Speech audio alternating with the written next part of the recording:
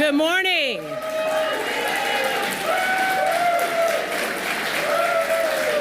And welcome.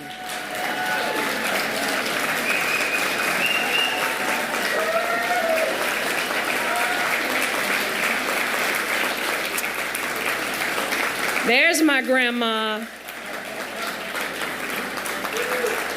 Welcome. Welcome to San Francisco's James R. Herman Cruise Terminal at Pier 27. The first stop for almost 300,000 people who come here every year from around the world to our beautiful city. I want to tell you about another jewel of the San Francisco port that just celebrated 125 years, the San Francisco Ferry Building.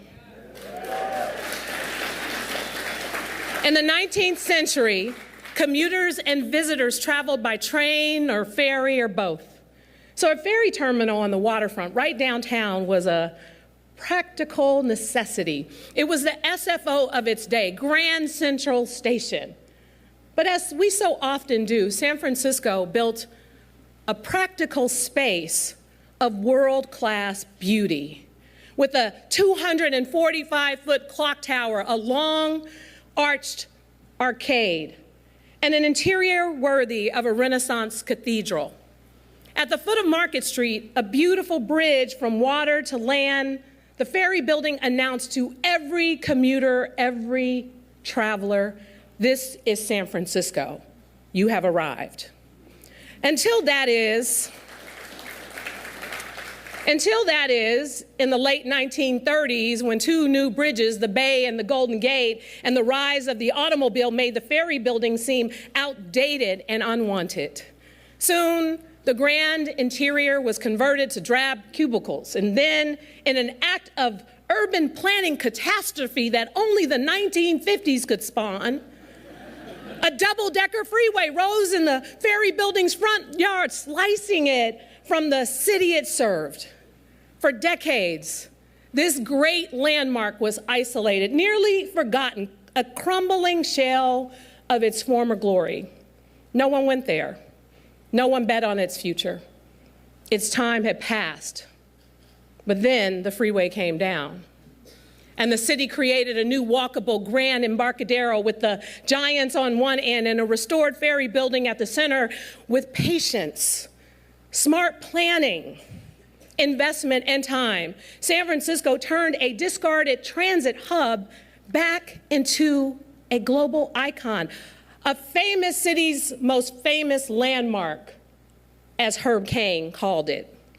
Today, the ferry building hosts shops, artisans, restaurants, farmers markets, and ferries, and thousands of tourists and locals. And just a few months ago during APEC, it hosted leaders from around the world.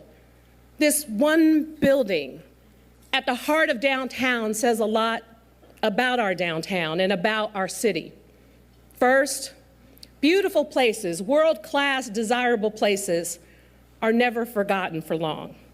Second, our local government with the right vision and right investment and right support can spark monumental turnarounds.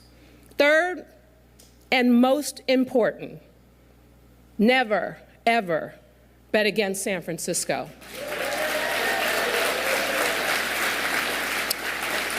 We never stay down for long. We have faced incredible challenges in the past 5 years, two unparalleled health crises, one in the form of COVID, the other in the form of fentanyl, and a national reckoning on policing and public safety. And I know some people inside and out of San Francisco feel these challenges have overwhelmed us.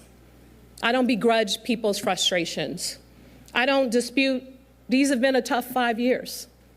But rather than destroying our city, these storms have revealed our strength, our indomitable spirit, and our service to each other.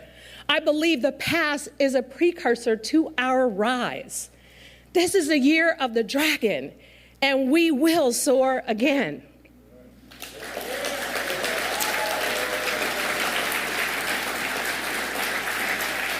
We all know the story. Shortly after I took office, we began to hear disquieting reports of a new and deadly virus. Soon enough, COVID-19 would upend the world. San Francisco declared an emergency in February of 2020, and then, with our partners around the Bay, issued the first shutdown order in the country. My administration then marshaled the Department of Emergency Management, Public Health, and staff from throughout city government to mobilize and to turn our convention center into a global COVID command center. We cut through the bureaucratic red tape to set up testing sites, community hubs, and vaccination sites around the city. City workers fanned out to tend to our most vulnerable residents. And as nursing homes across the country saw ballooning death rates, we protected our seniors at Laguna Honda and elsewhere.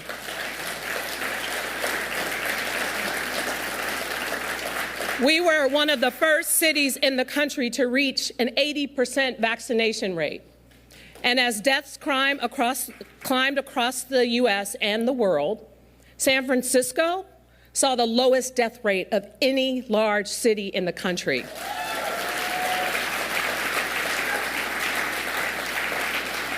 People want to say our civic government is dysfunctional, we can't collaborate, we can't get hard things done. Tell that to the thousands of San Franciscans that are alive today because of what we did.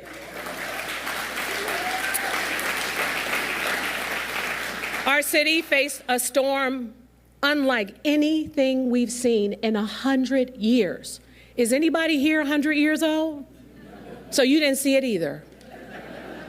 And through hard work, collaboration, ingenuity, and the simple decency of people, we orchestrated the most successful response in the country.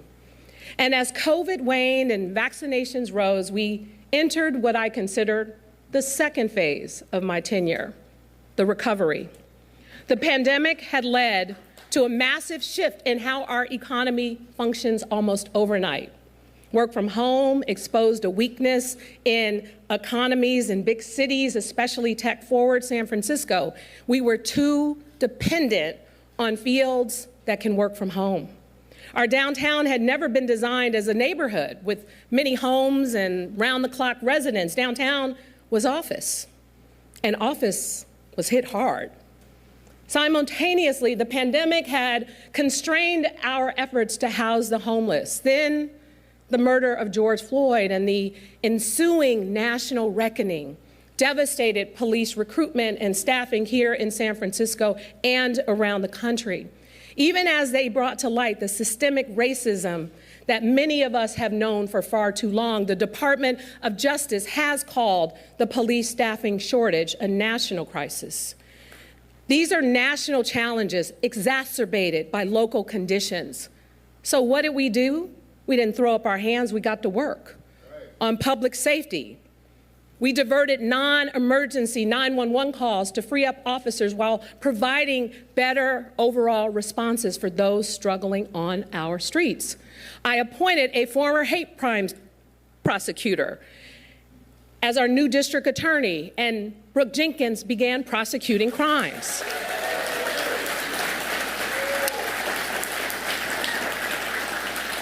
We used bait cars and plainclothes officers to disrupt auto break-ins, to shut down our drug markets in the Tenderloin and the South of Market. We coordinated every public safety agency you can name, local, state, and federal. Sheriff Paul Miyamoto deployed deputies to conduct warrant sweeps. I appealed to Governor Newsom, and he stepped up by sending the California Highway Patrol and the National Guard investigators. President Biden and Speaker Emerita Nancy Pelosi delivered the U.S. Attorney and the Drug Enforcement Agency to interrupt the sale and trafficking of fentanyl.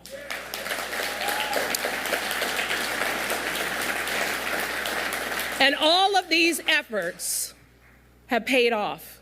We doubled the number of drug arrests in 2023.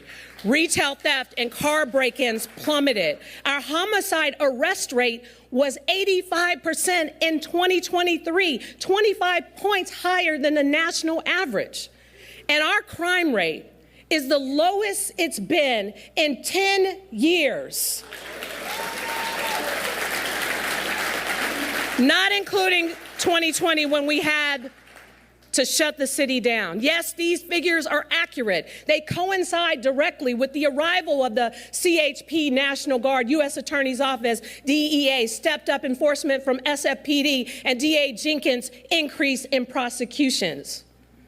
Now, I do recognize that some people don't feel the lower crime rate yet. And if you or someone you know is the victim of a crime, all the stats mean nothing. I understand that, and I hear your concerns, and that's exactly why we're not letting up. We will roll out 400 automated license plate cameras at 100 intersections across the city this month.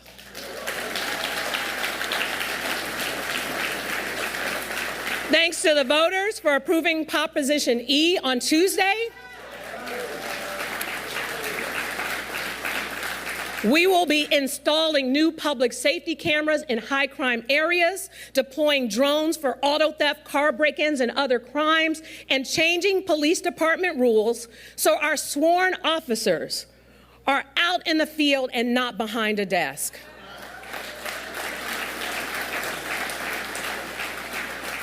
And yes, we are adding more police officers. Thanks to our efforts, San Francisco is now the best paid major city in the region for starting police officers. Retention is improving.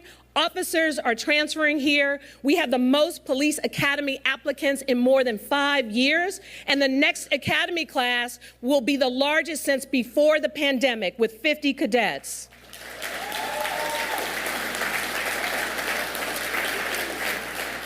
With all of that, we will add 200 more officers in the next year and get to full police staffing in 3 years. At the same time, we are not sacrificing our reform work. The San Francisco Police Department is on track to reach the 272 Department of Justice reforms by April of this year. Thank you to those who led these efforts, including our police chief, Bill Scott.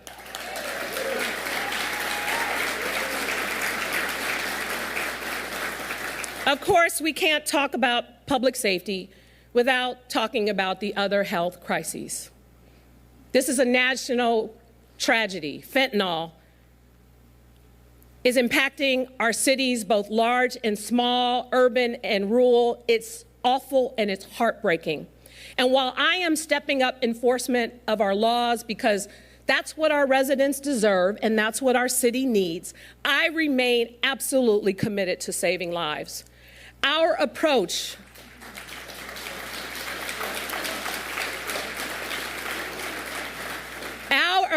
is about accountability, resources, and new pathways. This means arresting and prosecuting dealers, and when necessary, arresting users who are a danger to themselves. It means expanding existing treatment options and creating new ones, like abstinence-based treatment solutions. Yes, offering people services is critical, but frankly, we must compel some people into treatment. We will have an additional tool, thanks to the voters who helped pass Proposition F on Tuesday. And I've directed the Human Service Agency to create an action plan for Prop F's implementation. If we can provide cash assistance to more than 5,000 people, then we can screen recipients for substance use disorder and get them into treatment. And we have the services they need, including 15 free clinics across San Francisco that can administer buprenorphine on day one. We are delivering on our goal of adding 400 new treatment beds, and if Governor Newsom's Prop 1 passes, we have a real opportunity to add hundreds more. We're not waiting. We're doing the work with Supervisor Mandelman, so when the state opens the pipeline for new beds, San Francisco is ready and first in line.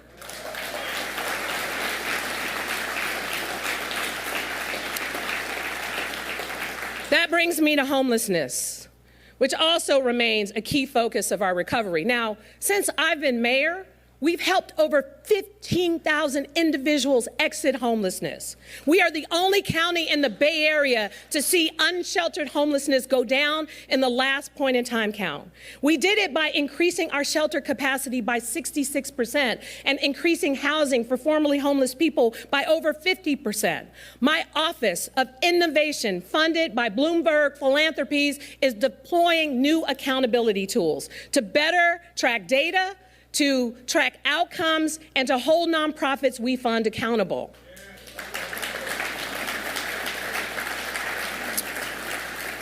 Our encampment teams are bringing people indoors and bringing down the tents despite attempts by the courts and by some advocates to obstruct our efforts. With City Attorney David Chu, we fought hard, and we've helped more than 1,500 people into shelter from encampments just over the past 6 months.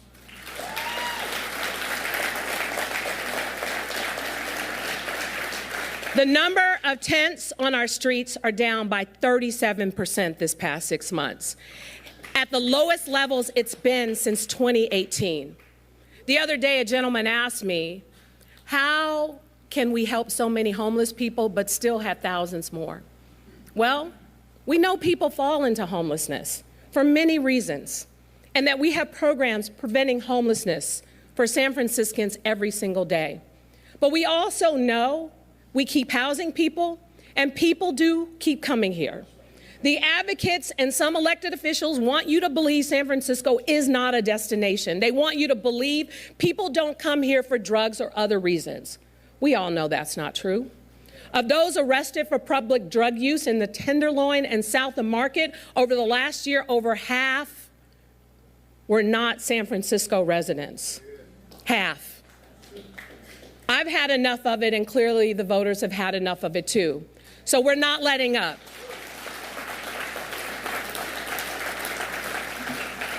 We are continuing to add new housing, new shelters. We are setting a new goal of 1,000 people a year for our Homeward Bound program, the program that provides unhoused people a ticket back to their home cities.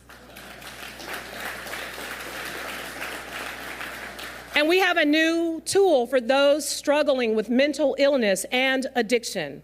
For decades, state laws have prevented us from compelling people into treatment, even when their families are begging us to do so. The people who are truly suffering, you see them walking in and out of traffic or screaming at nothing in particular, the people who so desperately need help. I have fought to change our state conservatorship laws for years, and we finally have succeeded. Now, we are implementing the changes faster than any other county in the state. So far this year, we've increased the number of people submitted for conservatorship by 170% compared to last year. That is how we make change. That is how we save lives. And of course, there's the pandemic-related issues felt most acutely in San Francisco, our downtown recovery. I have always believed we need to start with a question. And it's not, how do we make downtown what it was, but rather, what do we want our downtown of the future to be? In 2022, 2023, we worked with trade groups, business owners, builders, neighbors, and city departments to create the roadmap to downtown San Francisco's future. A comprehensive plan for a dynamic, resilient downtown with residents, nightlife, and businesses. A neighborhood that keeps going around the clock, downtown 24/7. The first year of our roadmap focused on stabilization, filling our empty storefronts through our vacant to vibrant programs, creating attractions and nightlife activities, and delivering tax incentives. We are recruiting new businesses and continuing to see new leases signed, led by AI, which alone is projected to add 12 million square feet of office space by 2030. And it won't be AI alone. This is one of the most beautiful urban environments in the world, with an unrivaled pool of talent, of builders and dreamers, and the largest collection of deployable capital in the country. But downtown can't just be about jobs. It can't just be the 9-to-5 financial district. We also need more people to live and study there. So our new initiative, 30 by 30, 30,000 more residents and students downtown by 2030.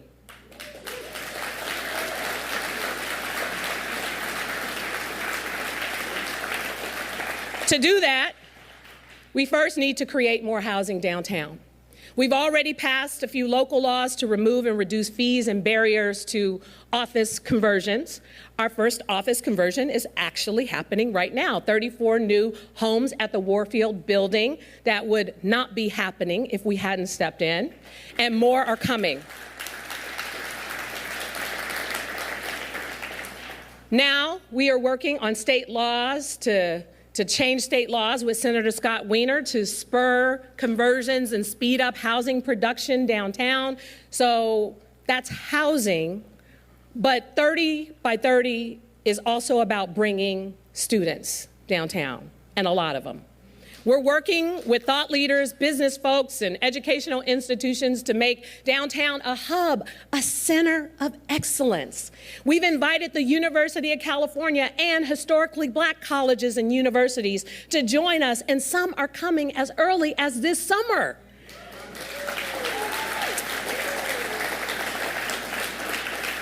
We're working with other universities and our existing anchors, UC Law, USF, and San Francisco State University. Imagine that.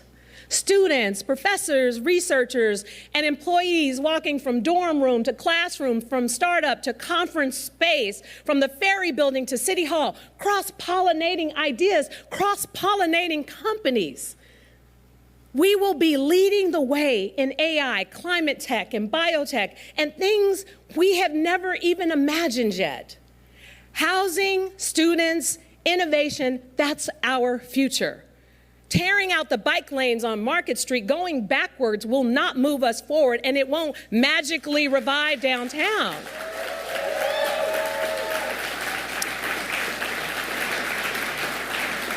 But 30,000 more people living and going to school down there will. Downtown has always been the economic engine that funds the services we care about. And its post-pandemic difficulties are the driving reason for the deficit that we now face. We no longer have the luxury to penalize. We need to incentivize. So let me make two things clear. Number one, the Board of Supervisors and I will close this deficit, and we will not weaken our public safety to do so.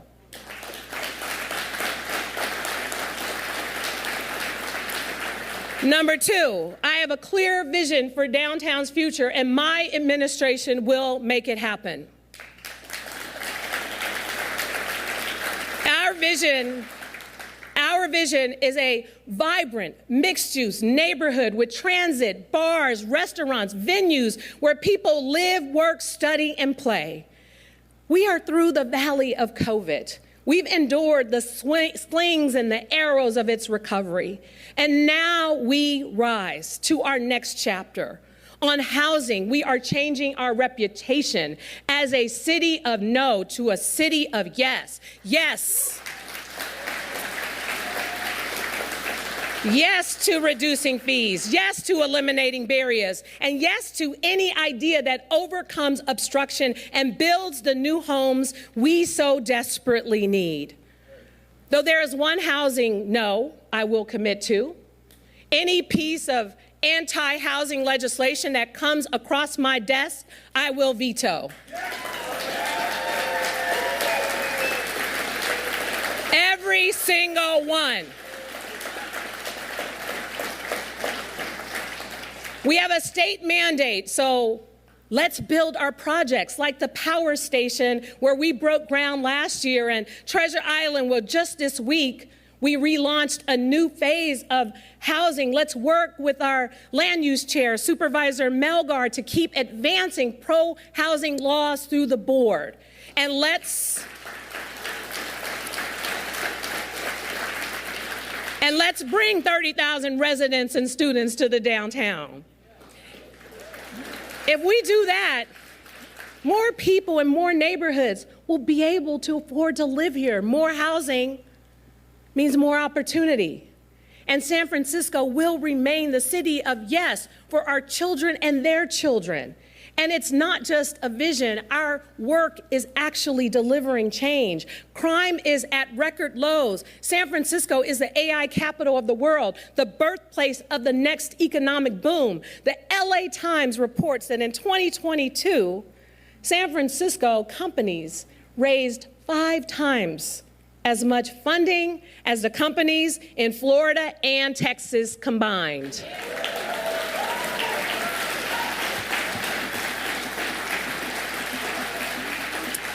It's what they do to us. Our small business reforms, like first-year free championed by Supervisor Hillary Ronen, are filling empty storefronts across the city. We are a national leader in early child care and education, doubling the number of kids getting care and subsidies in 2018. And paying our educators a real wage that recognizes them for the work that they do. We just hosted leaders from around the world for APEC, the biggest global stage for San Francisco since the signing of the United Nations Charter in 1945.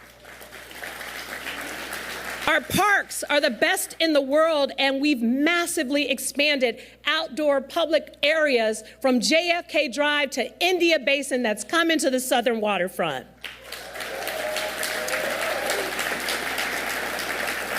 Muni is leading the Bay Area's transit recovery. Who would have thought, Willie Brown?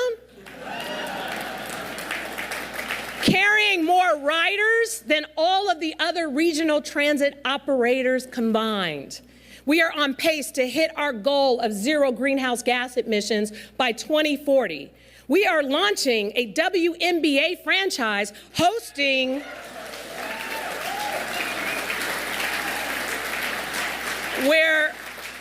the NBA All-Star Game, the Super Bowl, and FIFA World Cup.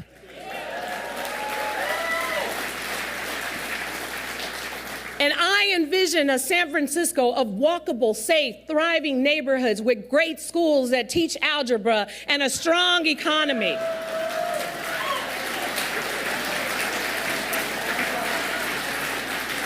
Where people get the help they need and where everyone is welcomed. I want to thank the voters for supporting this vision on Tuesday by backing these various propositions and the strong rejection of Proposition B. Thank you, Supervisors Joel Engardio and Matt Dorsey, for your work on algebra and police staffing. And congratulations to Scott Wiener, Matt Haney, and Catherine Stephanie on your impressive victories. As well as all those newcomers who bravely stepped forward to run for county committee. And let me say something to those in the press claiming Tuesday election means San Francisco is not a progressive city anymore. Building homes and adding treatment beds is progressive. Wanting good public education and effective police force, valuing the safety of our seniors from Chinatown to the Bayview, our immigrant and working families in the Tenderloin, is progressive.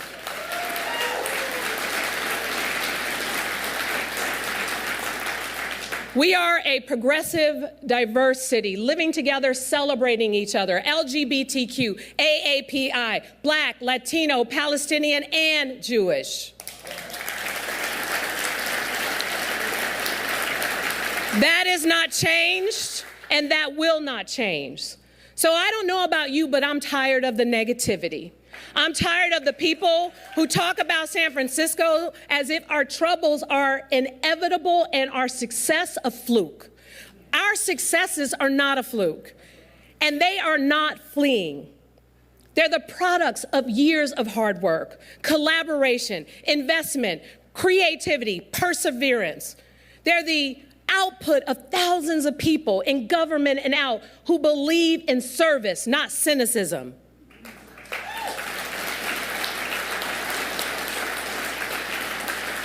So I want to say something to those inside San Francisco and out who traffic in negativity, to sell ads, to advance right-wing causes, to tear others down, or to simply stroke fear for their political convenience. I want to say this on behalf of the real people who you have been disparaging. On behalf of the nurses, the gardeners, the janitors, the counselors, the commissioners, the engineers, the emergency workers, the teachers, the transit operators who dedicate themselves to this city.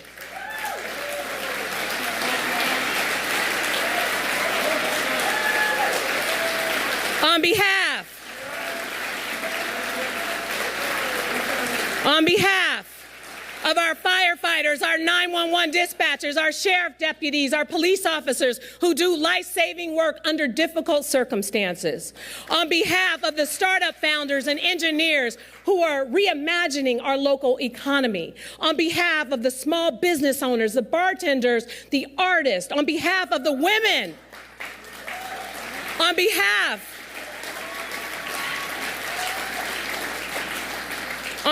of the women here who let women everywhere know that we trust them to make their own decisions and offer them a safe haven when they do so.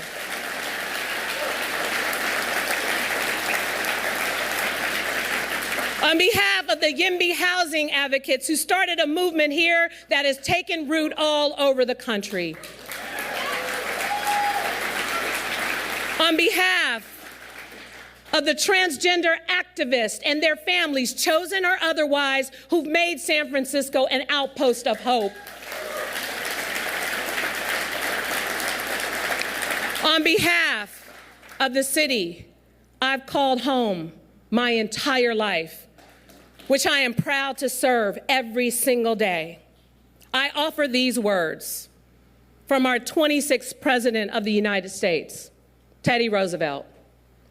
You'll excuse me for updating the pronouns.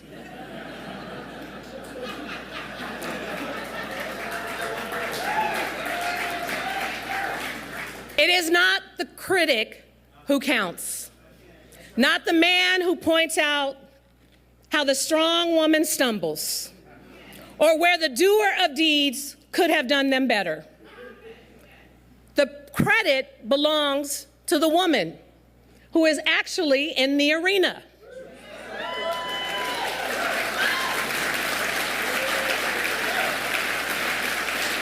Who strives valiantly, who errs, who spends herself in a worthy cause. To those outside the arena, watching from the sidelines, who offer only criticism, I have a message for you.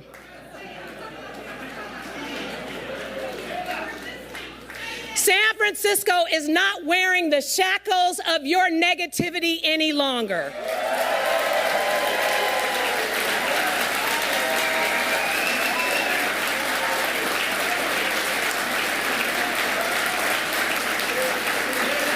I'll say it again.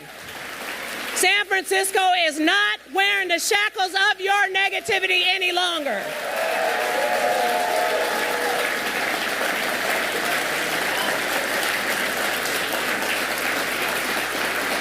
To the public servants who've been here during the city's most difficult time, doing the work all along, thank you.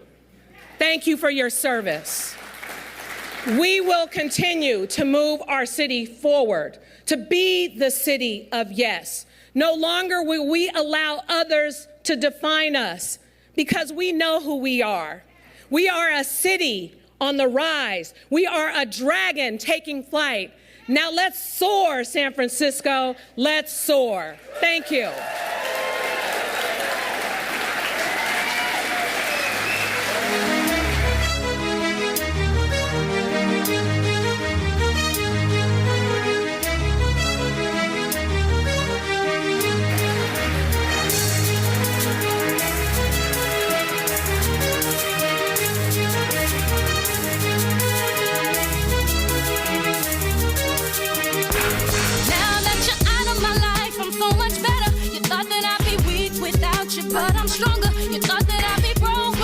your body.